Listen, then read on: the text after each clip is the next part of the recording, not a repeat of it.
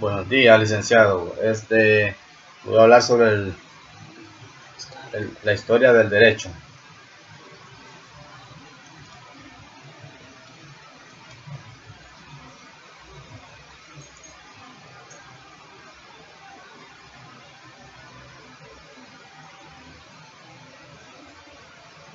El derecho de las sociedades primigenias. Bueno, dice que para empezar podemos definir la palabra sociedad en el ámbito de derecho como un conjunto de dos o más personas que están de acuerdo a realizar acciones para concentrar actividades comerciales. Todas las civilizaciones desarrollaban el sistema jurídico de manera similar, aunque estas fueran de distintas épocas. Dice que teniendo en cuenta para la solución de problemas de necesidades más importantes para la sociedad. Dice que el derecho de la sociedad de la prehistoria se ejercía implementando la fuerza y eran castigados cada uno de los delitos cometidos de su gente. Aquí demostramos cómo ellos están siendo forzados a trabajar, aquí también están siendo forzados a trabajar. Dice que el derecho de la sociedad prehistórica se ejercía implementando la fuerza y era castigada cada uno de los delitos, ¿verdad? Entonces que dice que hubieron persecutores como Montesquieu, puedo ver la imagen de Montesquieu, quien era uno de los libros no mencionados, nos menciona y comparan reglas para una convivencia humana bajo ley. Dice que de igual manera existen teorías de autores contemporáneos que nos hacen énfasis en cómo debe de ejercerse las leyes dentro de la sociedad y que ésta cumpla en velar cada una de los derechos, necesidades de su pueblo en particular con sus bienes. Dice que estos autores coinciden, ¿no? Entonces vamos a ver. Dice que en estos autores coinciden en la misma teoría en el poder del mal fuerte. Dice que no existe, todo debe ser dado con igualdad, ya que en el Estado es el único encargado de brindar seguridad a su pueblo. Dice que como todos sabemos de que hablamos de convivir, nos referimos a la manera armoniosa de compañía, entonces de grupos de personas en un mismo espacio. Dice que en este primer capítulo la historia del derecho nos menciona teorías sobre los derechos individuales, la evolución biológica de las escuelas jurídicas para crear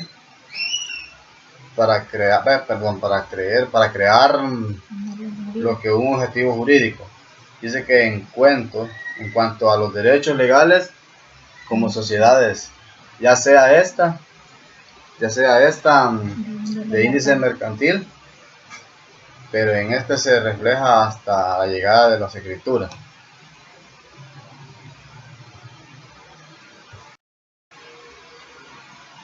Bueno, regresando a nuestro capítulo, vamos a hablar ahora sobre los códigos antiguos. Dice que los códigos escritos engloban conocimientos legales, necesidades jurídicas de una sociedad regulando los castigos por delitos, responsabilidades, obligaciones y salario. Dice que la creación de los códigos, estos fueron de mucha importancia. Como podemos ver, este es un código de los antiguos, de mucha importancia. Los códigos antiguos tenían propósito como hacer pública la política, la ley, establecer regulaciones de hechos sucedidos, evitar el abuso de autoridades. Dice que los códigos escritos podían modificarse, pero para demostrar la certeza de ciertos hechos que sucedían. Dice que podemos decir que el derecho de la sociedad antigua ya existía y que no surgió forzosamente de las costumbres como se menciona en el capítulo anterior de lo que pasa en el mundo. Anterior no podemos hablar de legislación como lo conocemos hoy en día. Dice que en lo jurídico, la historia dice que cuando un juez, este es llamado rey, dada la del juicio o proclamaciones una ley se asumía en una aspiración, dividida las figuras en otras partes. Vamos a conocer los códigos, vamos a conocer los códigos antiguos. Entonces, como podemos ver aquí, vamos a conocer el código de Manu en la India, que dice que es la metodología hindú. Manu en el nombre del primer ser humano, el primer rey del reino sobre la tierra. Podemos encontrar otro código también, que son las 12 tablas de Roma. Podemos ver las 12 tablas de Roma. Aquí están las tablas. Vamos también a hablar sobre el código de Hammurabi. Dice que en el código de Hammurabi, perteneciente a Irán. También vamos a hablar del código Lipi Star. Como podemos ver, desde el rey Isling entre 1934 y 1924 a.C. También está el antiguo imperio de Egipto. Como podemos ver, el antiguo Egipto. Dice que, bueno, vamos a hablar de la aristocracia. Es una clase social formada por las personas que se destacan por la excelencia entre otras personas. Ellos se volvieron administradores de la ley. Dice que fueron quienes dieron solución a los problemas que se daban, formando así un verdadero patrón en lo jurídico.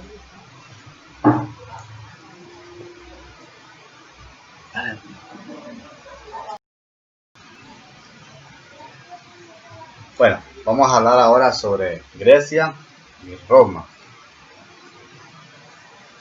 Dice que en Grecia y Roma, podemos ver ahí que dice que el derecho griego y sus leyes son más antiguas que las malas, sino porque fueron coherentes. Vamos a ver, dice que la ley romana trataba de crear armonía dentro de una sociedad, dentro de lo cual que regía en ese entonces era el poder político. Dice que en comparación con Grecia, estas no eran leyes de primera línea. En Roma, la ley se regla más de la parte religiosa. Por esto los romanos recibieron ayuda de Grecia para la creación de los códigos de las 12 tablas, puesto que con esto surge un régimen de separación civil. En las otras palabras, la verdadera parte jurídica. Dice que el derecho griego, tanto como el romano, fueron marcadas por una organización social. Esa es una gran diferencia entre ambos sistemas. Bueno, vamos a hablar de la Edad Media. Dice que en la Edad Media es una época compleja, empezando porque no tiene un límite de tiempo definido. Dice que ninguno de los hechos hace referencia a cambio de estas épocas, con el inicio de la Edad Media. Dice que se da por finalizado el Imperio Romano, aunque la sociedad medieval no se dio de todo finalizado. Dice que de Roma se tomaron ideas tanto como lo filosófico para llevar a cabo cada uno de los fines plasmados para poder crear una sociedad. Dice que en la Edad Media surgieron nuevas formas legales tales como el derecho visigodo. También podemos encontrar el derecho canónico y en recepción del derecho romano. Aquí podemos ver los tres códigos, ¿no? El visigodo, el canónico y el romano. Bueno, dice que en una época medieval se dieron muchos eventos filosóficos y complicaciones legales, todo para querer salir del imperio romano. Dice que las leyes exigían a los jueces aplicar la ley de la manera que había sido creada, pero cabe recalcar que ya ya existían nuevas formas legales, los cuales tenían que aplicarse tal como había sido estipulada. Bueno, en el capítulo 4 nos hace énfasis a las aplicaciones de los derechos.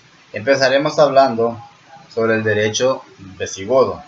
Dicen que en el visigodo es un derecho de origen germánico, en la cual se garantiza por su descendencia familiar masculina. En este derecho existen un pacto el cual es obligar a los germánicos a dar apoyo a los romanos a cambio de las propiedades y los bienes. Podemos ver los visigodos, ¿verdad? Peleando por ello.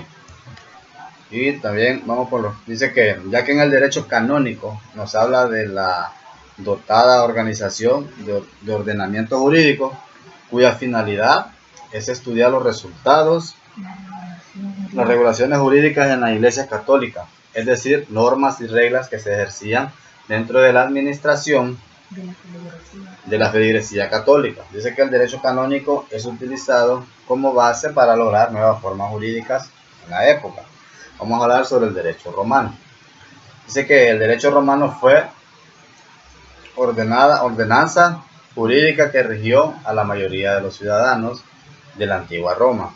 Hoy en el día es la base de los derechos continentales y civiles. Por ende, se extiende por todo el mundo. En la actualidad se sigue dando la gobernanza de parte de la Iglesia Católica. En cuanto a la parte jurídica se refiere, tomamos los principios de Roma. Entonces, ahora durante esos capítulos surgió también el feudalismo. Vamos a hablar un poco del feudalismo, que vamos a ver que las iglesias católicas fueron dominantes en esa época. Vamos a hablar sobre el feudalismo. Dice que en el feudalismo dice que es una dominación del sistema político de Europa en la Edad Media. Varía su duración según la región. El feudalismo fue generado por la situación económica como consecuencia de las invasiones que se dieron en las épocas. Así que destacado el feudalismo como un estado de esclavitud. Que podemos ver cómo están siendo esclavos las personas que fueron los que fueron gobernados por los gobernantes que estaban esclavizando. Dice que entre ellos mismos se sobornaban. El rey no gobernaba en su totalidad. Aquí podemos ver al rey acompañado de las otras personas que predominaban la historia. Dice que en este fenómeno surgió las clases sociales, la nobleza, el clero y los siervos. El feudalismo fue amplio ejemplo de gobernanza por parte de los obispos. Dice que esto no fue para siempre, pues que el feudalismo decayó cuando comenzó el mejoramiento del desarrollo de las actividades agrícolas de la sociedad hacia el comercio. Dice que la recepción de los derechos humanos. Dice que es una adopción del derecho del sistema jurídico ajeno. También dice que en una determinada nación, es decir, este derecho es ajeno a la costumbre y cultura del pueblo que lo está recibiendo. Dice que la recepción del derecho romano se dio en diversos países. La propagación del derecho común se dio más que todo en las necesidades que se generaban, que quizás por las órdenes políticas, el surgimiento de este derecho fue la base que permitió establecer el derecho civil y patrimonial. Dice que el derecho romano, comparado con el derecho de la familia, es menos.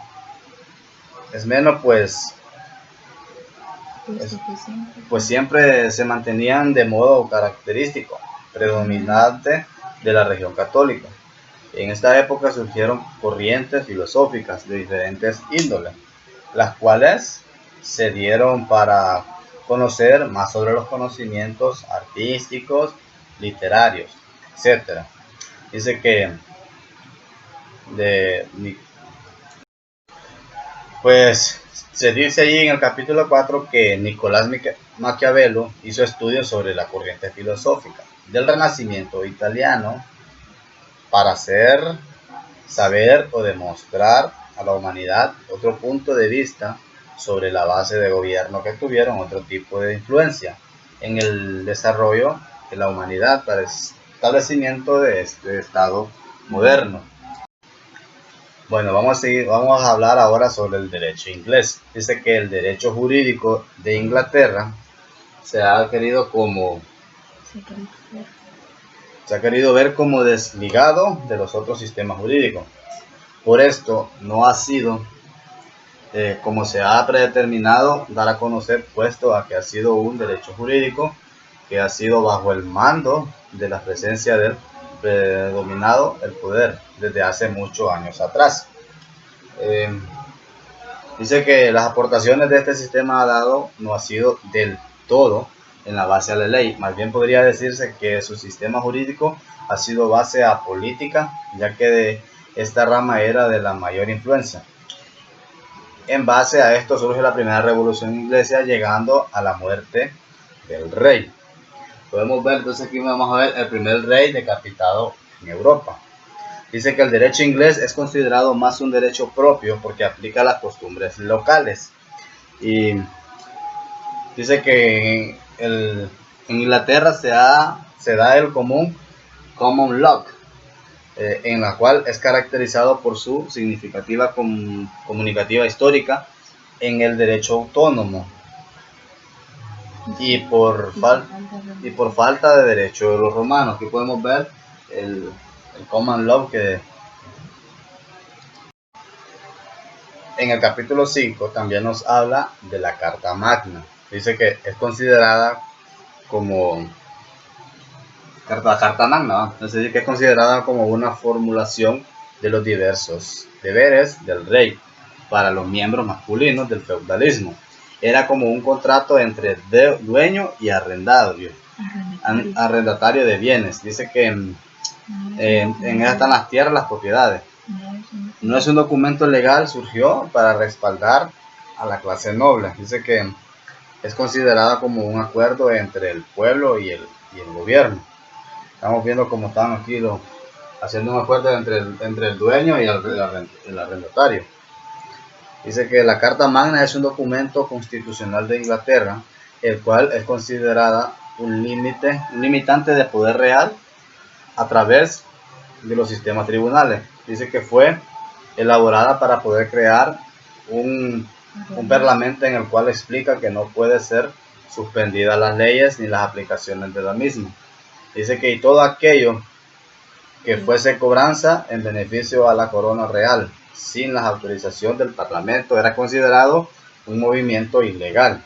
Dice que el parlamento ha quedado establecido en esta nación hasta la fecha, aún es aplicado, sin embargo ha tenido sus bajas a lo largo de la historia, desde su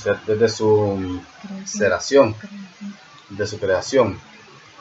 Y dice que en el Parlamento es considerado como un mecanismo, una ayuda de gobierno basado en que el gobierno ayuda a las necesidades de su pueblo. Vamos a hablar ahora sobre la separación de Estado inglés y la Iglesia Católica. Dice que desde haber vivido durante años bajo el dominio, el poder de la Iglesia Católica, surge la separación de gobierno. Dice que con la religión, bueno, el gobierno con la religión, ¿verdad? Dice que en el evento fue llevado a cabo a raíz del divorcio dado entre hijas de los reyes católicos, como podemos ver ahí, los hijas católicas y los reyes católicos españoles. Hubieron negatividad al divorcio. Por otra parte, la lucha contra Francia. Y podemos ver también que también todas estas personas que surgió el divorcio. Dice que para este Estado inglés fue de mucho provecho la separación de la Iglesia Católica, puesto con esto se fortaleció desde las muchas épocas dominantes. La sociedad inglesa desarrolló tolerancia a las modalidades cristianas, pero sin dejar a un lado el desarrollo del capitalismo, generando así una burguesía muy detallada. Aparte de esto, también obtuvo el poder político a través del Parlamento. Bueno, en el capítulo 5 también nos habla de la Revolución Inglesa. Dice que la Revolución Inglesa duró 47 años, el mal gobierno de los sucesores del reino inglés. Después de la muerte de la reina Isabela, La reina Isabel I trajo consigo dicha revolución. Dice que los principales problemas jurídicos fueron dados al Parlamento, puesto que esto los miraban como estorbo, ya que ellos no cumplían. Está la reina Isabel I. Dice que no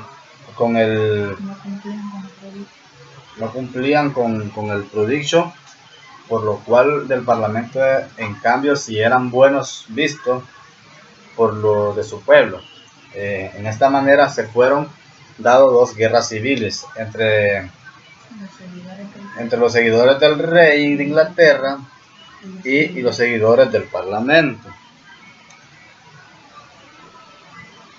Entonces dice que los sucesores del trono se vieron a la muerte de Isabel I como la oportunidad para desligarse del Parlamento. Este gobierno inglés obtuvo durante varios años sin convocar y seguir órdenes del Parlamento, pero esto puso en mal al Estado inglés en todos sus ámbitos. Dice que después de muchos años de la gobernanza, tanto como el rey Jacobo I y el rey Carlos I,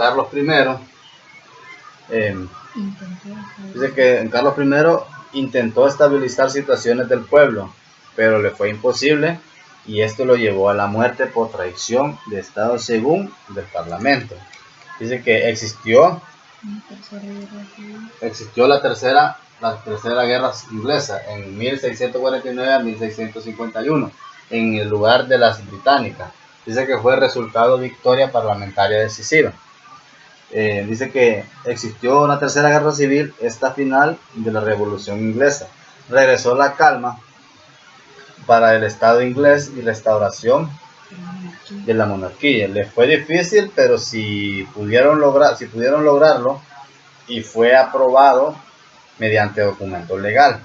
Dice que el Parlamento aprobó que fuera nombrada un nuevo sucesor como rey de este que tomara las riendas del Estado inglés.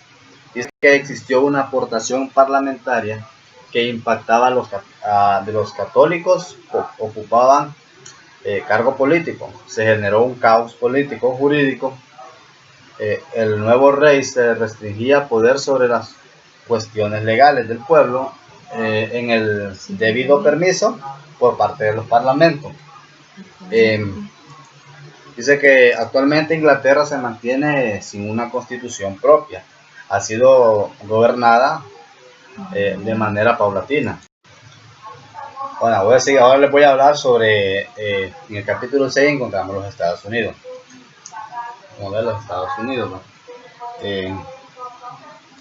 Dice que la constitución que rige los Estados Unidos de Norteamérica ha sido un gran aporte al sistema jurídico por su contenido directo y técnicas con las cuales se produjo y ha usado como modelo para otros sistemas jurídicos a otras naciones. Dice que y otra ha servido de influencia para tratar de llevar su ejemplo en el sistema de Estado. Bueno, en esta parte se nos da a conocer la separación de Estado en tres poderes, siendo ellos el Ejecutivo, el Legislativo y el Poder Judicial, que Honduras también está constituida por esos tres poderes de los Estados Unidos. Dice que la Constitución norteamericana se basa en el reconocimiento de los derechos, en las leyes fundamentales superior del gobierno, la cual garantiza el cumplimiento de los mismos. Dice que la Constitución de los Estados Unidos presenta pocas enmiendas, es decir, pocos errores. Algunos de ellos fueron derogados, pero aún así no deja de tener un lado oscuro en la historia. Dice que de la Constitución, ya que aún que en la actualidad hay procesos que no son legales, como el trato de los emigrantes, la violación de los derechos de otras razas. Podemos ver aquí, los inmigrantes son encerrados en un lugar y son maltratados. También podemos encontrar aquí el racismo. Cuando hablamos del racismo es de diferentes razas o por la piel de color. A veces nos basamos solo por la piel del color de la persona. También estamos aquí con la esclavitud. En la esclavitud también fenómenos como la esclavitud. Estamos pudiendo ver aquí los gobernantes y los esclavos como están siendo amarrados y obligados a trabajar. Y también encontramos en las guerras, podemos ver aquí, podemos ver la guerra en la guerra de la violencia. Bueno, en el capítulo 7 encontramos el derecho francés, el derecho en Francia, empezando por el Código Civil. Dice que en la historia del derecho en Francia es básicamente de origen europeo. La finalidad de las aplicaciones de derecho en Francia era para disminuir los miedos del pueblo en cuanto a la aplicación injusta de la ley dada en el derecho romano. Dice que en cada historia del derecho en Francia produce grandes aportaciones de materiales tanto civiles como penales, puesto que hoy se aplican los verdaderos códigos civiles. Dice que en los diversos códigos civiles y cambios jurídicos basados en obras de libro y teoría jurídica de algunos autores franceses que surgieron de cerca la tradición romana. En cuanto al derecho penal, también se da a conocer avances tales como una pena venganza pública. Eran castigados delante del pueblo. Esa era la manera de aplicar el Código Penal. Bueno, en el capítulo 8 nos habla del derecho en Alemania. El derecho en Alemania. Dice que el derecho en Alemania tomó un cauce muy particular a las aplicaciones de retos jurídicos. Se ha visto notable avances en las contribuciones de leyes positivas, del Código Civil y aportaciones teóricas. Rusia dominaba parte del territorio alemán. Se impulsaron fuerzas alemanas que unieron y propusieron ser libres, tales como fueron el fundador del canciller Otto von Bismarck. Entonces, como monarquía constitucional parlamentaria y de Estado moderno. Dice que después de la guerra la guerra prusiana, surgió un crecimiento del Parlamento socialista, los cuales se oponían a que Alemania fuera partícipe en la Primera Guerra Mundial de la Revolución Rusa. Alemania fue parte del desarrollo del derecho de guerras. Hubieron consecuencias después de esta. Esta participación dio paso al fracaso de las relaciones sociales internas, a pesar de su constitución jurídica social fue grande. También dice que desde el punto de vista histórico en Alemania surge el llamado nazismo. En el llamado nazismo, llevando a su líder, como podemos ver aquí, Adolfo Hitler, y querer formar un fenómeno público que promulgaba las vertientes antiquirúrgicas.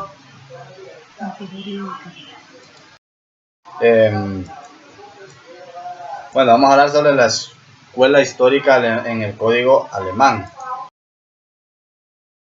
Las escuelas históricas alemanas en el Código Civil alemán. Dice que las escuelas jurídicas en Alemania produjeron estudios relevantes para poder llegar a comprender el derecho civil actual, tomando en cuenta las ramas penales, civiles y constitucionales. De todo esto, las escuelas históricas gobernaron revueltos en la sociedad por la metodología que usaban. Dice que se ha encargado de realizar análisis y comparación en cuanto a la realidad y la historia del derecho. En Alemania analizan el derecho público y privado desde antes de la globalización. Y para culminar ya en esta exposición encontramos el capítulo 9 y habla sobre el derecho en México. El derecho en México.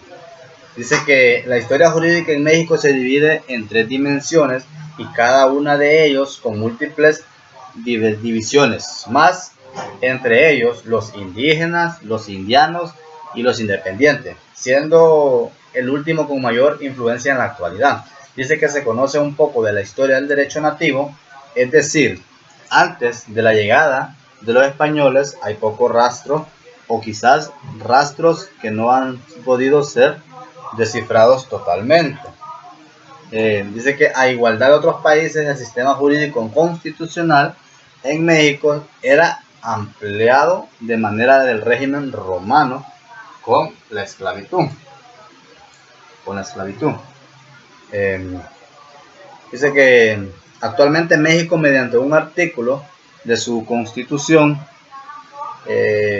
lo reconoce como un país, como una parte de una nación indivisible, pluricultural. Bueno, vamos a hablar un poco sobre la independencia de México. Dice que la independencia mexicana tiene como antecedentes internos y externos los tratados de Córdoba. Fueron quienes, parte de la documentación legal que se extendieron por la legitimidad de la independencia mexicana. Dice que está implicada en ciertos niveles de sumisos en la corona española, así que fueron impugnados valiéndose de recursos para declarar que habían sido firmados bajo él de las irregularidades. Dice que de las irregularidades. Dice que el imperio mexicano se alejó del radicalismo literal. El territorio mexicano se extendió bajo una constitución legal, dividiendo su territorio de manera correcta y dejándolo en manos de personas jurídicamente establecidas en la ley para llevar las riendas del país, poniendo en práctica la división de poderes de Estado. Bueno, también en México existieron varias leyes de reforma. Dice que estas reformas consistieron en promover las leyes para consolidar el Estado mexicano, ya que se pasaron tiempo en la Iglesia Católica realizando grandes negocios en nombre del pueblo. Entre las leyes de reforma más importantes hay disposiciones sobre la administración de la justicia y organización de los tribunales. Bueno, aquí terminó mi exposición y gracias, licenciada.